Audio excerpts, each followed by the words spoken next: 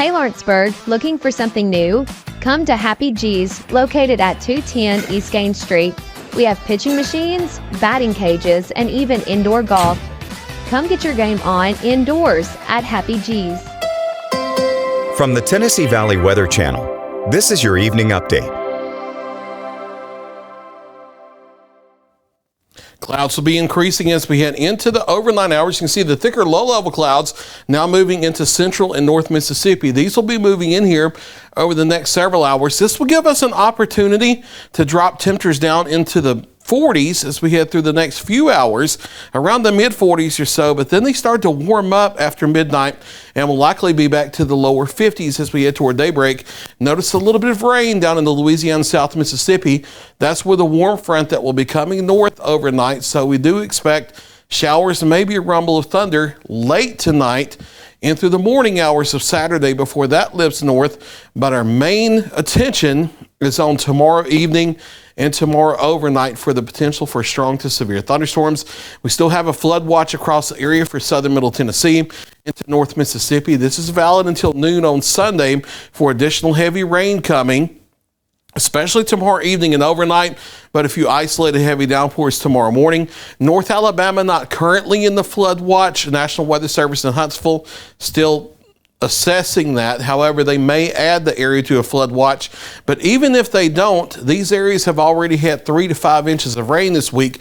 It's not going to take much rain at all to cause at minimum, some isolated flooding and flash flooding across the area. And a lot of that will be overnight, making it even more dangerous because at night, and there's flood water out there on the roads, you can't see the condition of the road surface under the water.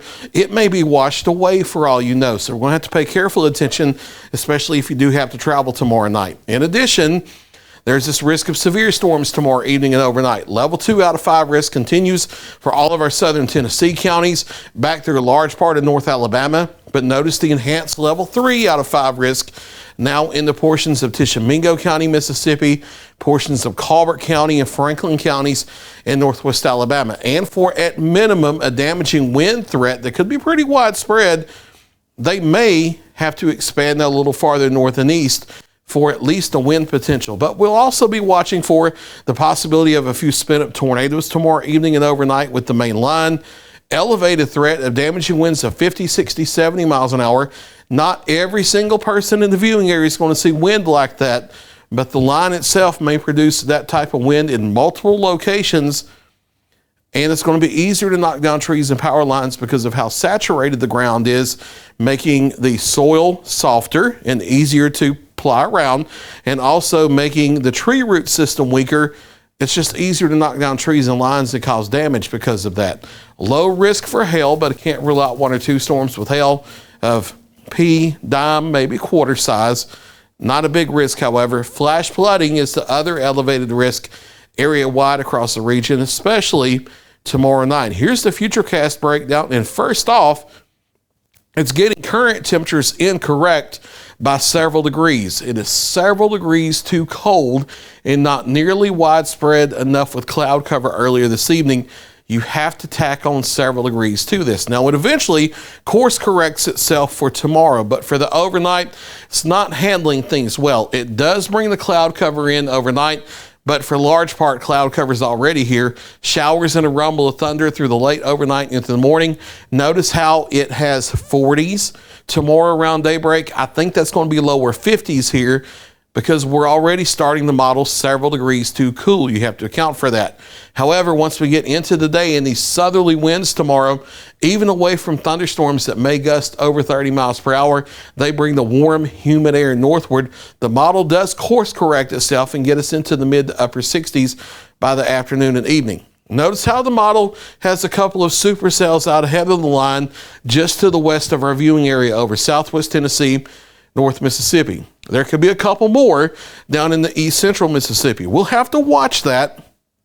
I do think the more likely scenario is they may get eaten and overtaken by the line before they move into our area. But if we do somehow manage to get a supercell ahead of the line in our viewing area that would have an elevated tornado threat. It's just really questionable, and the model data is leaning away from that. However, if the model data is a few degrees too cool with the temperatures at the surface, it may be handling that idea wrong. So we're going to have to watch the radar even a few hours before the main line approaches. But once we get to 8, 9 o'clock, the main line comes in from the west, widespread damage and wind potential, spin up tornadoes and flash flooding.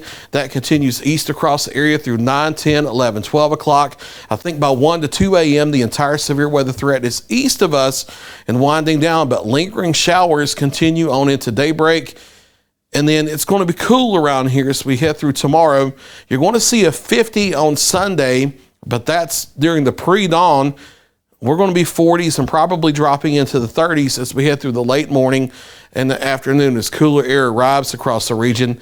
And then hanging out in the 40s Monday and Tuesday, if not upper 30s, before the storm system in the plains on Tuesday comes into our region as we head into Wednesday with the possibility of some wintry weather. We'll talk about that here in just a moment. So clouds increasing this evening, temperatures dropping down to about the mid 40s or so late evening before they rebound back to the upper 40s and lower 50s closer to daybreak. Showers and a few rumbles of thunder possible during the early morning hours.